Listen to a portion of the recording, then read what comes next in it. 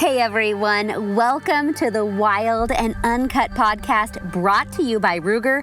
I'm your host, Kristy Titus. Thank you for tuning in. The line is going hot, so let's go full send on this episode.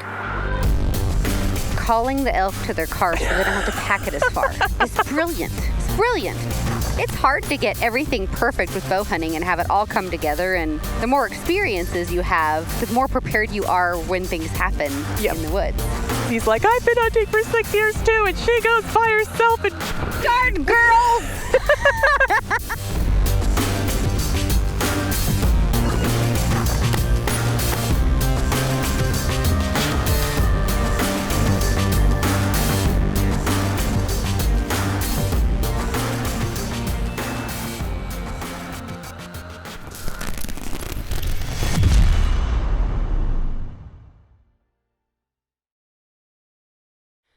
Okay, everybody, I am here in Big Sky Country, Montana, with Miss Maranda Hough, and we are Wild and Uncut.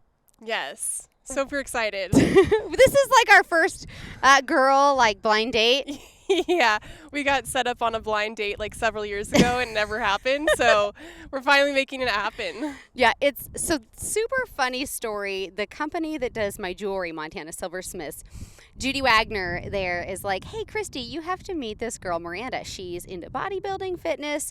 She's super outgoing, loves hunting, is in the outdoors, and you need to meet her. And I was like, okay, you're right. I need to meet her. So I started following you online.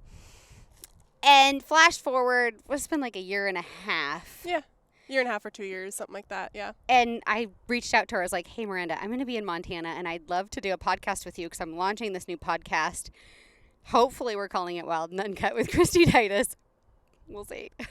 But I want to sit down with you and tell everybody your story because you're such an incredible young woman and you're doing some amazing things that are just really, last year you arrowed a bull elk by yourself in Montana. Yeah. And your story was so awesome. Your reaction to that moment, everything was so profound for me as a follower of yours and so genuine.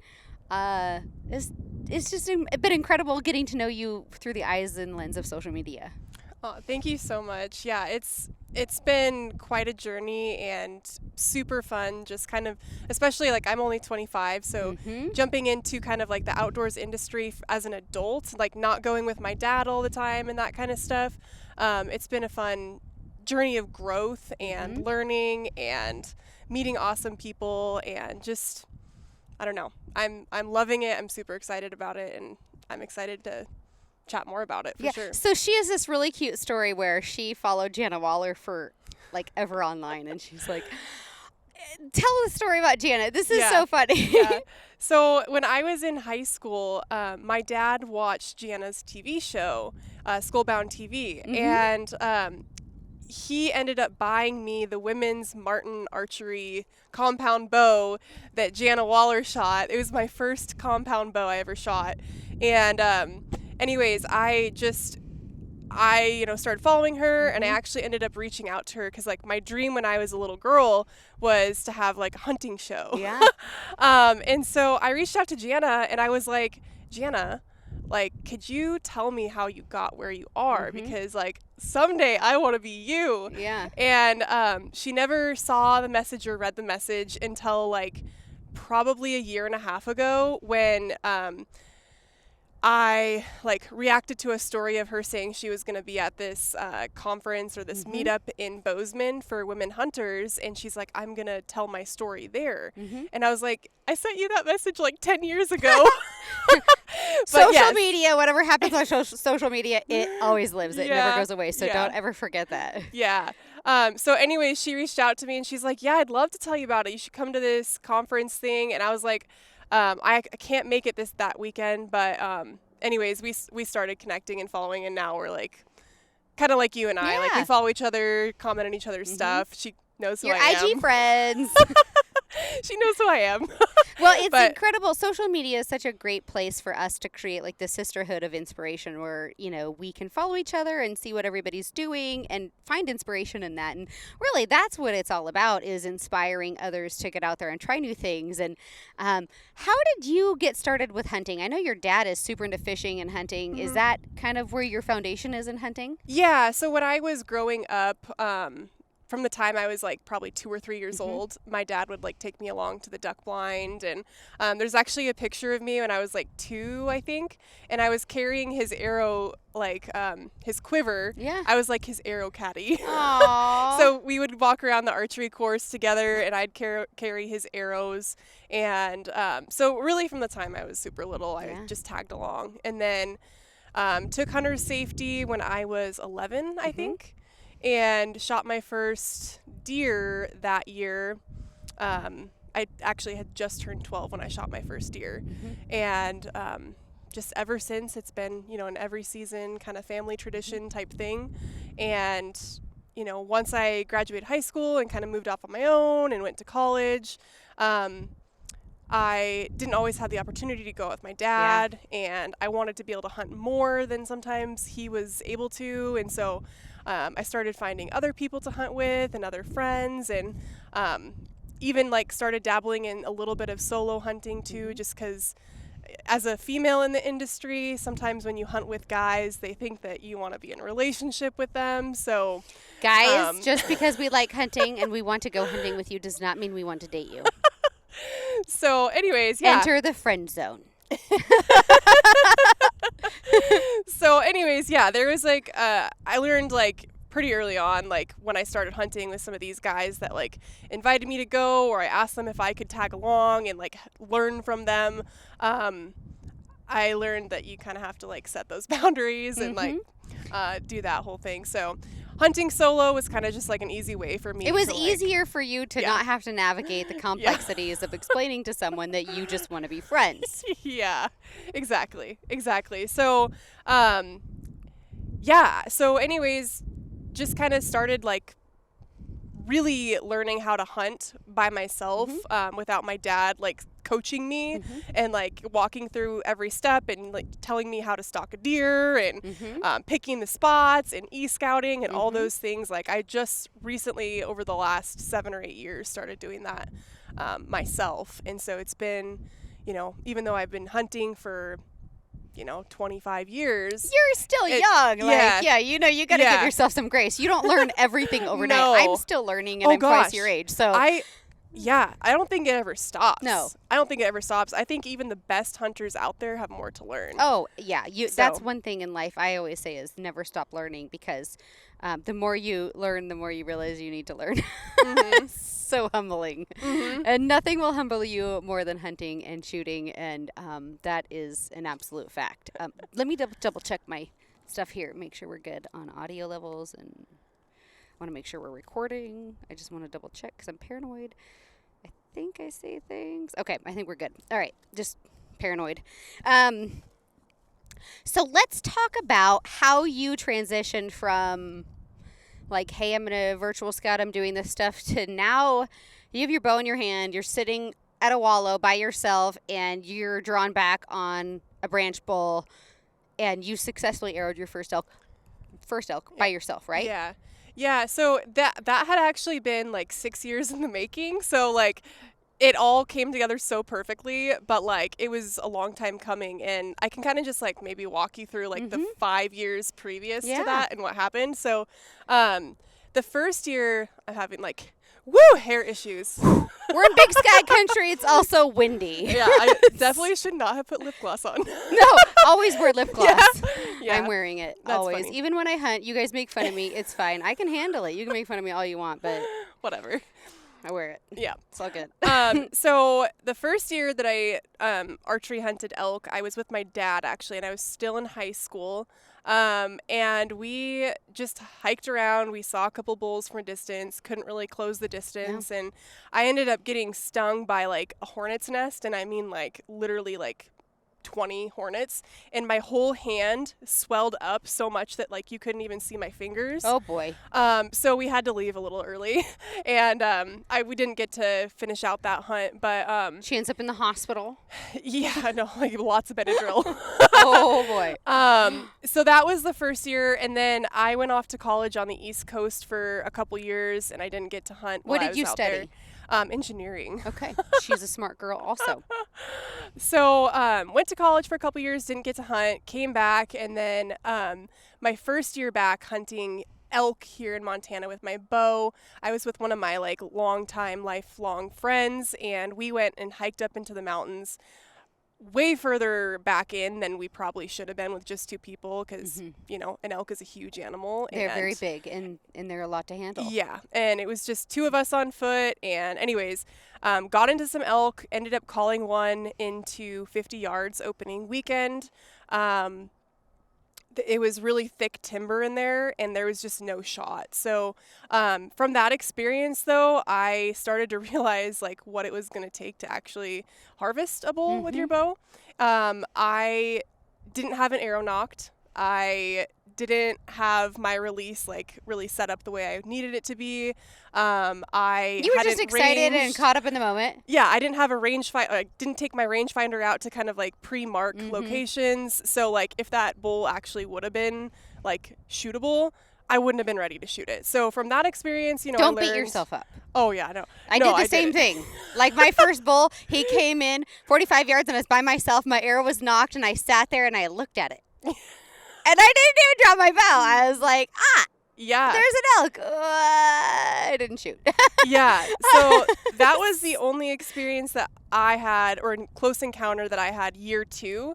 But that experience like gave me so much knowledge moving into year 3. And year 3, I ended up drawing a special tag here in Montana, which was because I had been hunting the general units before, which is good, but there's better places, in my opinion. Yeah. And so we ended up scouting pretty much all summer, my friends and I, and we found and patterned some bulls, and we're like, okay, this is going to be great. So opening weekend, went in, I had this huge 6-point bull sprinting towards us at one point in time, and I literally could not stop my legs from going like this. Yeah. And yeah, so, and then you go to draw your bow and your arrows going ring, ring, ring. So I looked to my friend and I was like, you have to take the shot because I'm not going to be able to do it.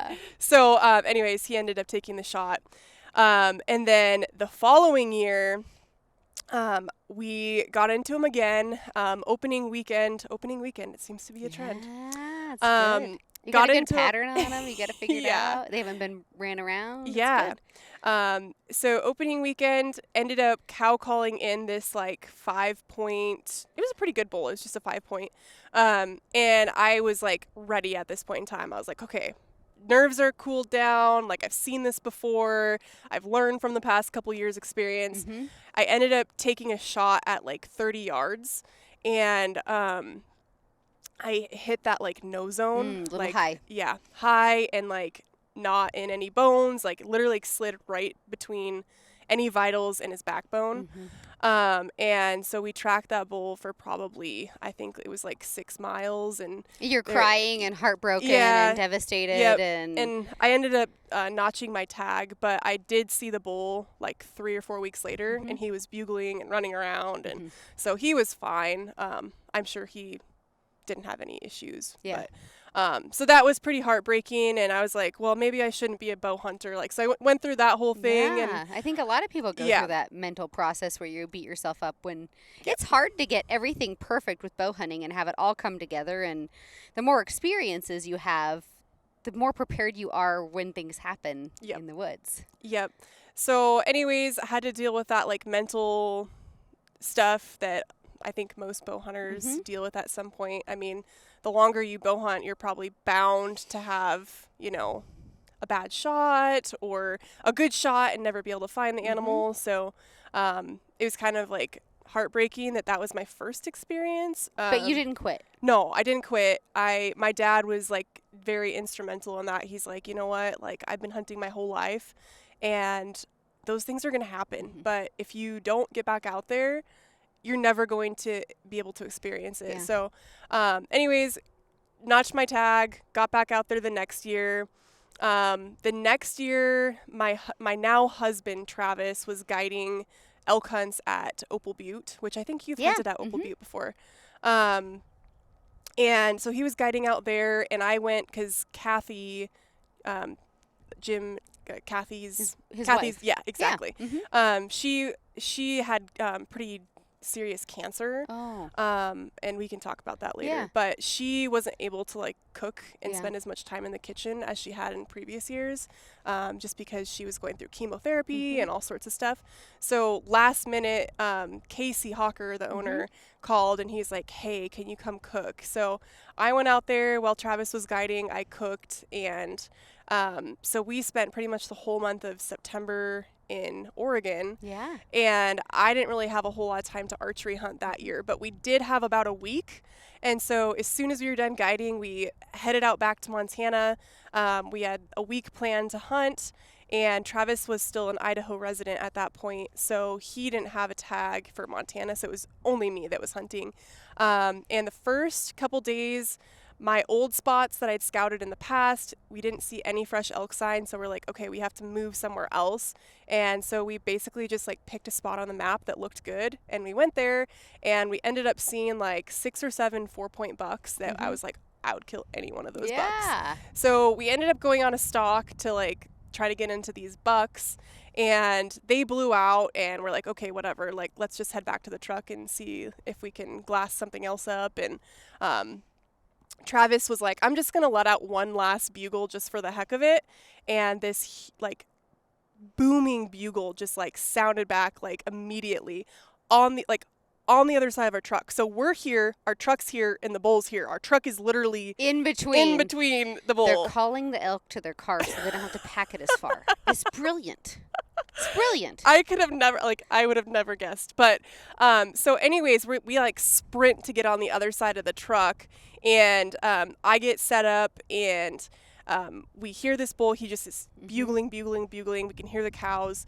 And next thing I know, I'm set up. There's an opening, like any direction that I go, the only shot that I would have is like 20 yards. So I was like, perfect. Like that's an easy shot any day of the week.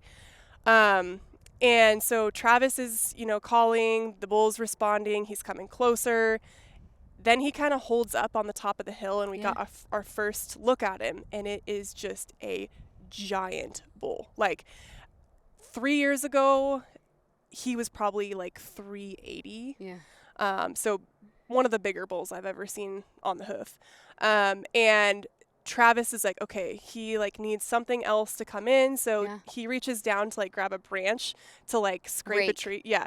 And one of the cows like pins Travis and they take off.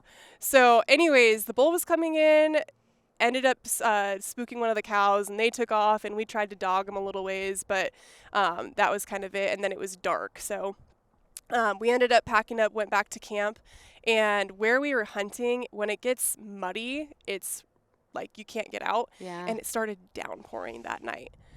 So, and then the forecast was basically downpouring for the next 4 days. So pretty much the whole rest of my hunt, we couldn't get back into that spot. So it was like this close, but like not quite there. I think the bull held up at like 80 yards. So that's a common distance for them to hang up. I mean, that's their comfort zone where they're going to stand back and look and check things out. Like, do I see elk? I'm hearing elk, but where are they? That's shooter collar pairs is, working together and trying to get them to break that 80-yard distance is tough. Yeah. Yeah, and the country was just so weird. It was very like, it wasn't just like a hillside or a ridge or anything. It was like a lot of different cuts and like different things. So like there was really no way that we could have got closer and still had a shot. Yeah. So, and like you don't want to be at the bottom of like a creek or anything like that. So it worked out the way it did. But the good news was we were like, okay, we know exactly where we're going to start for our scouting. Yes. The following year, which was last year. Yeah. So anyways, we got in there around like shed hunting season last year, which was like, I don't know, probably like April or so. April, I think, is when we started shed hunting in there. And we actually, we didn't find a whole lot of sheds in April, but we did set up some game cameras. We found a few like water holes and stuff like that. You're putting in the work. Yeah. Yeah. Yep. And we did see a lot of elk when we were in there, though. So they're wintering in there and they're summering in there. They're pretty just much like all it. the time. Mm-hmm. And it's one of those spots where it is public land, but it's not easily. It is easily accessed, but when you look at a map, you're not like, oh, that's a road that I can drive in on. So it's one of those situations, and we've just found this little honey hole that so far nobody knows about. Yeah. Which is awesome, and the elk love it there. Yeah. So don't tell anybody where this is. Put a GPS pin on it. Yep. So anyways, starting in April, we set game cameras, went back and checked them, scouted, glassed things up, watched these bulls grow. I think by the end of the season, late August, before we pulled our cameras, because you can't have them out during hunting season here in Montana, I think we had at least 30 6-point bulls on camera. Oh, that's incredible. Yeah, so we're like, if I don't shoot something this year, I did something significantly wrong. Yeah, but you know what? There can be 30 in there today, and a week later, that's so true. Everything changes, and they just vanish. For such a big animal, it is incredible how fast elk can literally disappear and leave very little sign. Oh, I know. Yeah, so that's actually exactly what happened. So my dad and I... Yeah. Shocking. Yeah. Elk disappear. I was like, okay, I know exactly what water tank I'm going to show up on. And actually, I didn't really want to water tank them. Yeah. I wanted to call them in and have that whole experience. And which is an incredible experience. Yeah. So I wanted that to be how it happened. But my dad and I went in to check the cameras a couple weeks before the season. Actually, like the week before the season opened. And there was nothing on camera, like for the last week. Yeah. And I was like, we were getting multiple my shoe-in situation is not looking as bright as it was. Yeah. So, okay, we're like, okay, plan B. What's plan B? And I just kind of like did what we did last time. I was like, okay, let's pick a spot on a map. Opening weekend, let's go here. It's gonna be good. We ended up actually seeing a really nice bull the day before the opener. And we went after him the first morning of the season. He wasn't really responsive to calls. He was bugling, but he was just kind of bugling away from us, and we never could get on him. And then it was supposed to downpour again, so we're like, okay, we have to pack up camp and leave. And so that was opening weekend. And then the second weekend was when I had to go out by myself, and I was like, I'm just going to go back to our spot that we had cameras out all year on. And I'm just going to see if I can find the elk. Yeah. I'll glass them up. I'll walk ridges and glass and sit and watch and just see what's going on. Travis was hunting with one of his buddies, so he couldn't come. But yeah, I was like, okay, I'm going to go see what I can find in this area. So tell me, this is technically the first time you've hunted solo, correct? I've hunted like turkeys and deer solo, but like this is your first trips, elk hunt, like going by yourself. Tell me, like, tell the viewers or listeners, like, the thought process you had. Were you afraid? Were you nervous? Because there's a lot of women or new hunters out there that the first time they step into the woods can be extremely intimidating. And, you know, how did you walk yourself through that? You know, I think it had just been years and years of, like, not necessarily hunting by myself, but, you know, growing up outside, hiking. I'd done a lot of backpacking and, like, you felt hiking. prepared and confident. Yeah. Like, and just all the other, you know, elk scenarios I've been in, and then being out, you know, with Travis when he guides elk hunts, and just being around all these other friends of mine that one of the biggest things that I've done to, like, learn to hunt is, like, say, like, hey, can I come be a pack mule? Yeah. And I have gone on so many hunts. That's a great way to learn, hunts. is just by observing. Yeah, I've gone on so many hunts and given up so many of my seasons to go with other people just so I could learn, because, like I said, you know, you learn from your dad. Doing. Yeah, you learn from your dad when you're growing up, but he doesn't always teach you, you know. Sometimes he just helps you. Yeah. And so I really wanted to, like, learn how to be self-sufficient and how to, like, be able to, like, put myself in these situations and know what to do. So it'd been lots of years of that. And then, just being in the backcountry and hiking and fishing by myself over the years, like it had built up kind of courage to go and do the elk hunt by myself. So you run an Onyx. You have your Onyx. You know where you're parked. You have an action plan, and you're moving in. Yeah, so I got to camp the first night. I got there late afternoon. It was probably like 5 o'clock. And it was getting dark out about 8:30-ish at that point in time. And so I was like, before I even set up camp or anything, I'm just going to go glass this hillside that I know I've seen elk on before. And so I'm walking down the ridge with my bow and my calls and stuff. And I get up over the top and look down, and there is 3 cows and 2 bulls. And I'm like, okay, Jesus. So they are here. Yes. I was like, and so they saw me, but they didn't wind me. And so they kind of just like slowly walked away. And I was like, okay, well, at least the wind was in my favor. Cause you didn't blow them out of there. Exactly. Yeah. So anyways, I was like, okay, I'm not going to push them. I'm just going to go back to camp, set up camp in the light, make some food, and then just get some sleep so I can get up in the morning. So did all that, woke up the next morning, hiked down the road, up the trails, and to the ridge that I wanted to glass from, which is kind of like above where I saw those elk the night before, and ended up seeing another herd of elk. There was like 4 bulls and I don't know, probably 6 cows or something, and a couple calves, and they were just kind of like slowly feeding their way up over the top of this ridge. And I was like, okay, that's perfect. Like they'll go up over the top of the ridge, bent down maybe like a quarter of the way down the other side of the ridge, and I can just hike up over the top and try to call one of the bulls out of his bed or something. That was kind of my plan. Yeah. Afternoon, wind's coming up. You got everything in your favor. It's good. So that was my plan. And then I realized that I didn't bring any food. So I was like, of course. So I had to walk back to camp to get food. And I was like feeling like super sleepy by this point in time. I don't know why, probably because I got up so early. But I was like, I'm just going to take a quick like 20-minute power nap, get some water, get some food, and then head back out. And so that was probably around like 10 o'clock in the morning. And then I fell asleep in my cot for 20 minutes and woke up at like 3 o'clock. Yeah, I woke up at 3 o'clock in the afternoon. And I was like, well, my plan to do what I was going to do is not going to work now, because prime time would have been like probably between 11 and 2. 2's kind of pushing it. But so I was like, okay, what do I do? And I just made the decision to not chase after them. And I was like, I'm just going to go sit that water tank. They're probably going to come in.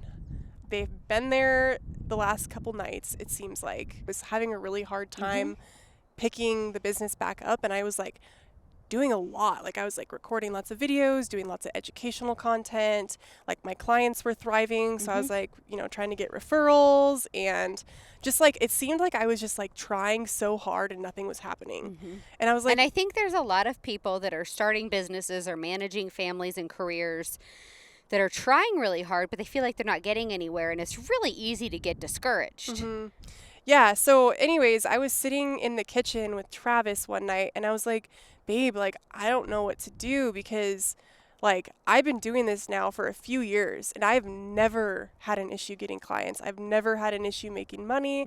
Like, I don't know what to do. And he was like, well, like, do you actually want to do this? And I was like, where's your heart? Yeah. And like not having a gym and not having, cell phone service and not like really having all the things I needed to run the personal training business the way that I'd like to. Yeah.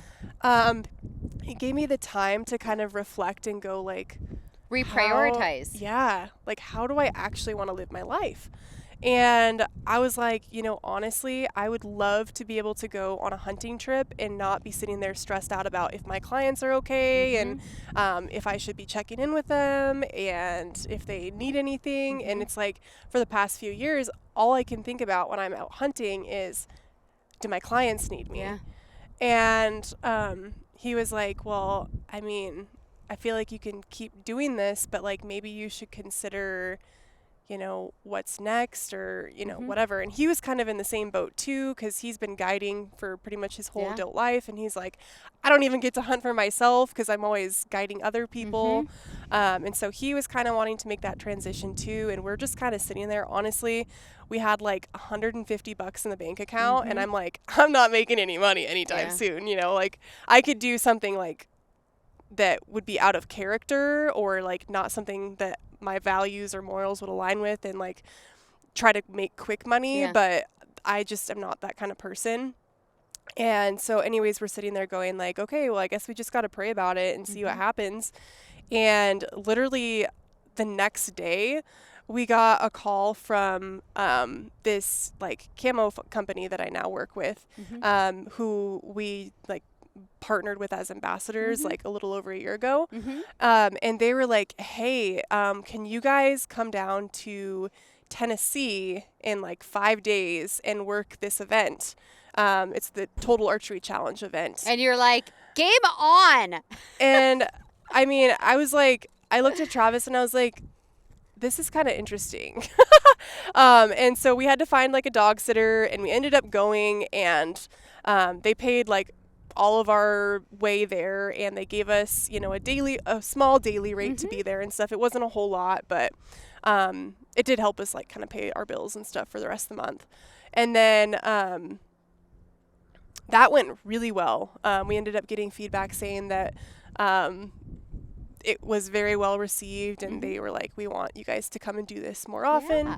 So then they ended up calling us and asking us if we could drive their truck and trailer with all the gear from Montana to Pennsylvania to Michigan and then down to Texas. So we were just on the road for a little over 3 weeks, just driving the trailer around and working at the different Total Archery Challenge events and shooting our bows and meeting people and living your dream. Yeah. And then that was supposed to just be like a part-time, not a part-time, but like a one-time kind of deal.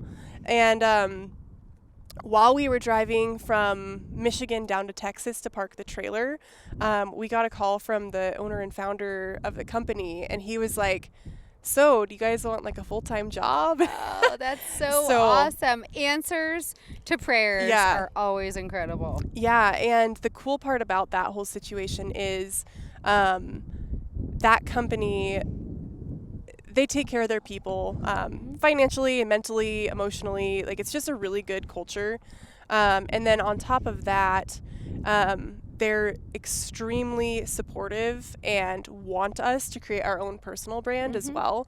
So creating content for our own channels while we're on the road. They're supportive, Yeah, they like want us to do that. So that's pretty much what we're doing now. Like, it's just got a full-time job, basically traveling around.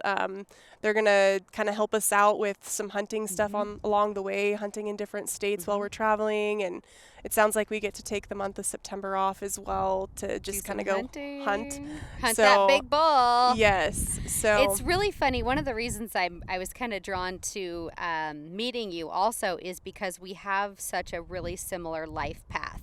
So in my 20s, I was doing the same thing. I was competitive bodybuilding.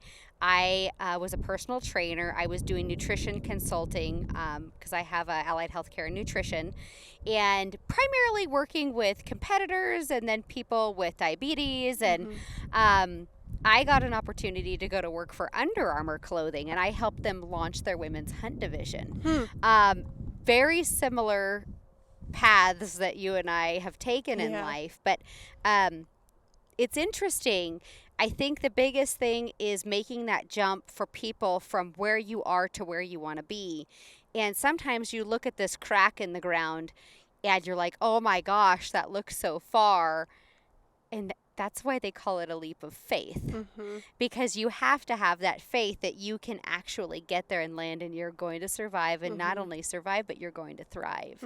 And I think your story with being a young woman hunting, doing it yourself, taking on a career path, evaluating your life and saying, hey, I can do this. It's so much mental fortitude and faith and confidence. And I think there's a lot of inspiration to that, because I know there's a lot of people out there listening that are in a similar space in their life where maybe they're not happy with their job or they're not happy with a situation and they want to make those changes, but they're afraid to take that first step. Yeah.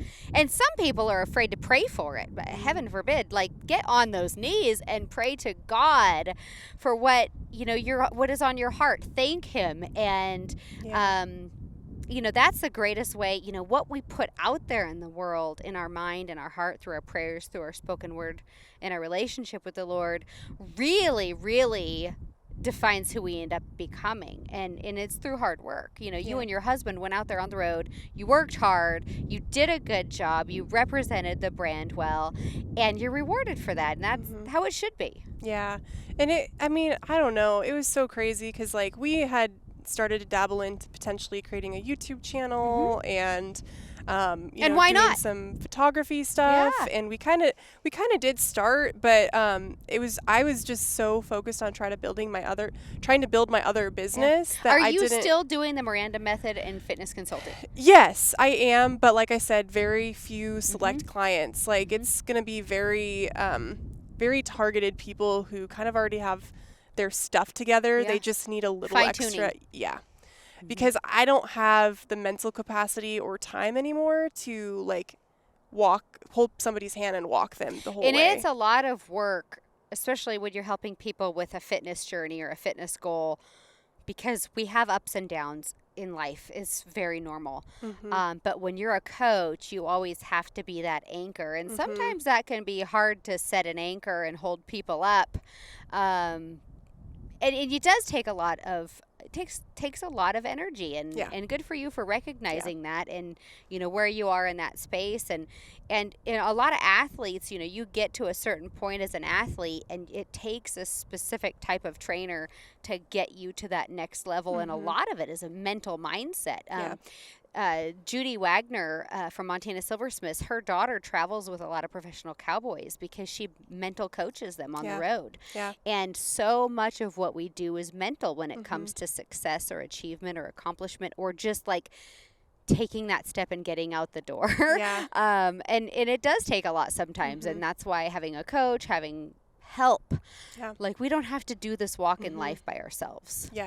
So I think, like, honestly, the kind of the route that we're, I think, going to take with our personal brand is we're going to put some education out there, mostly just kind of, a lot of people like will film like short hunts and stuff like that, short films of hunts and stuff like that. I think we're going to do that a little bit, but I think what we're going to do is start to do like an educational series through that. So saying like, okay, the deer's over there. Here's kind of going to be our plan of approach to stalk this deer.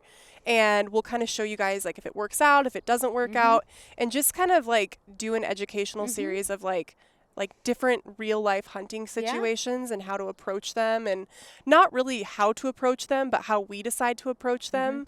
And then show people, like, allow people to learn through us, learn through our, successes and failures. So yeah, I think that's how we're going to do things a little bit different.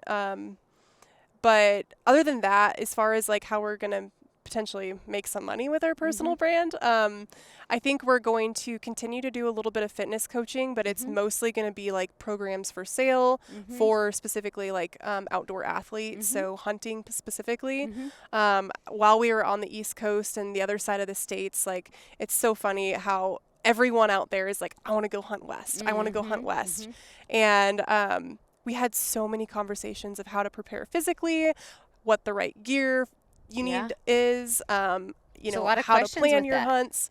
So I think we're just going to potentially slowly work our way into doing kind of like hunt consulting. So training and prepping for a Western hunt, and just kind of target, most people from the East Coast or beginner hunters here. What advice do you have for people getting started that you could give based on your own experience right now? Like, what are some of the biggest takeaways of advice you could give? This is kind of what I would tell people that I've talked to out on the road. Find a tag that you can easily get. Usually that's probably going to be a deer tag. a lot of the time elk are going to hang out in the same place as deer. Deer tag is going to be a lower cost of entry for a lot of people. There's a lot of public land that you can hunt deer on. There's a lot of states that have an over-the-counter deer tag. And so if you can get out there and you can experience Western hunting, like maybe deer hunting, and then find the elk, find the places where they're hanging out in, and that way, like the next year, you know what to expect. Yeah. You can put in for that elk tag and potentially draw it. You're already ahead of the game. And even antelope is great for Yeah. a Western big game hunt. Yeah. Just getting yourself out there. That's the first place I would start. You had mentioned doing a women's, like a mentorship, like a camp. What is it that you were involved in, or what is it that you would recommend that you know, maybe some potential resources that you have accessed that have worked well for you? You also mentioned Total Archery Challenge, which is awesome. Yeah. You know, so I used to, I still own the business, but I used to run a women's outdoor adventure company as well. I took women like hiking and backpacking and taught them a lot of like survival skills and all that kind of stuff. I've kind of stepped away from that a little bit too, because when you get too many irons in the fire, none of them are done right. That's a fact. Yes. So, but I have a lot of recommendations on different, you know, places and things to do. Sisterhood of the Outdoors. Have you heard of them? They do a lot of like women's community guided hunts and stuff like that. That'd be a great place to start if you are a woman and you want to get into hunting and you kind of are entry level and you want to learn from other women. They are guided hunts, so you'll get a guide that can kind of teach you, and you'll be able to hang out with other ladies in the industry.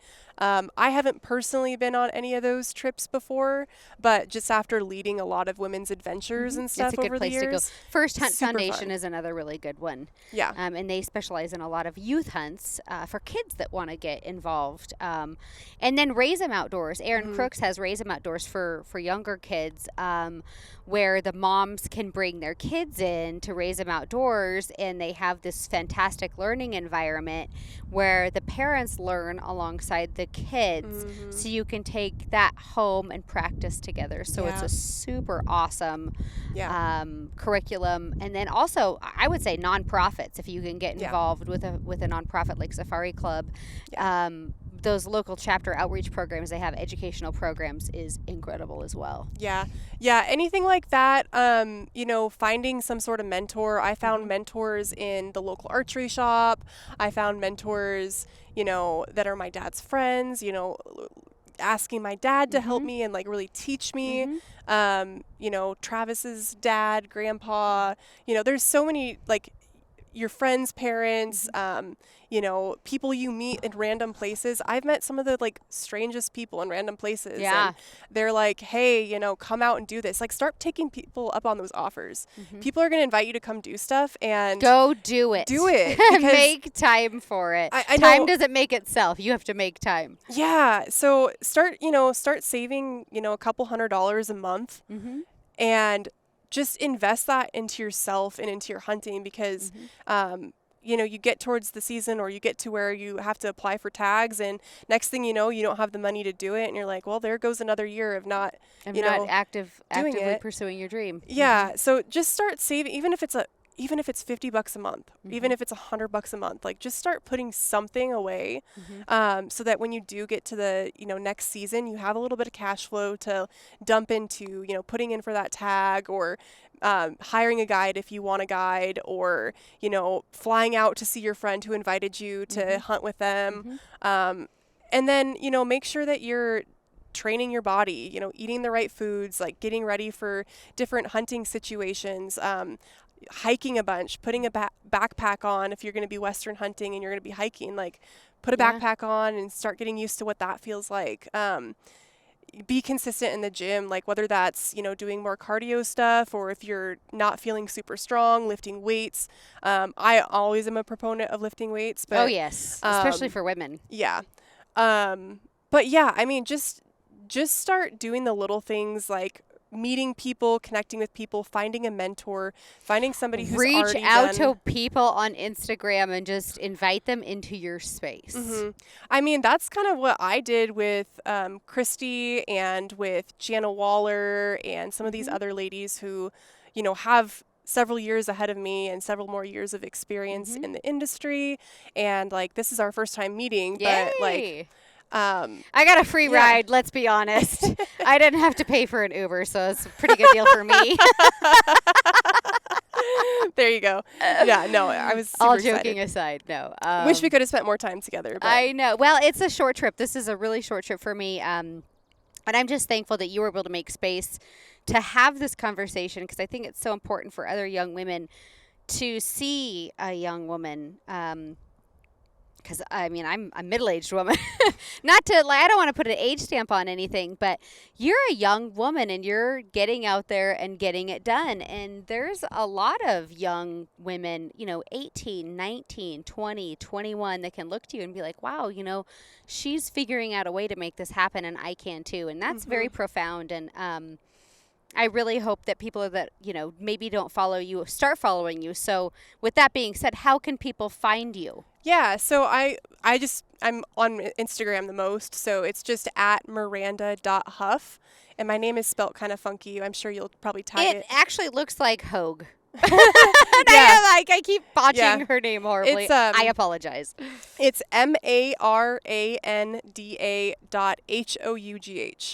So if you guys want to follow along Miss Miranda's fitness journey, her journey as a Western big game hunter, archer, everything, she's so inspirational, and I've really enjoyed following along on your journey, and it's been so much fun. When you arrowed that bull last year, I think I jumped for joy almost as high as you did. Probably not, but I was so stoked for you. I'm like, yes, she got it done. And join and follow other women, get involved with other women, and let's all really work to celebrate each other, because there's a lot of women that get super competitive, and we don't always, sometimes for ladies and men, it's not easy to celebrate each other's successes.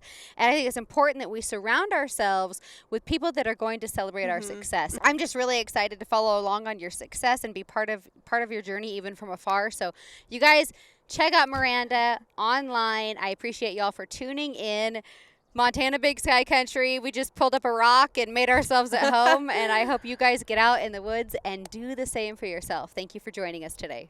Thank you. Thank you for listening to the Wild and Uncut podcast. If you would like to hear more, be sure to subscribe to my Pursue the Wild digital series on YouTube and follow me at Kristy Titus on Facebook and Instagram.